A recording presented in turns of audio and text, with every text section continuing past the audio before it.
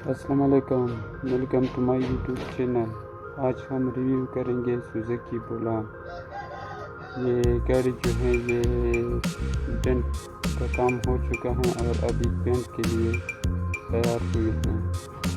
अगर कोई भी भाई इसको ख़रीदना चाहता हो तो नीचे डिस्क्रिप्शन में लिंक दिया हुआ है, उस पर जाकर आप हमारे साथ कांटेक्ट कर सकते हो। ये 1998 में मॉडल है और इसकी प्राइस है 2 लाख रुपये।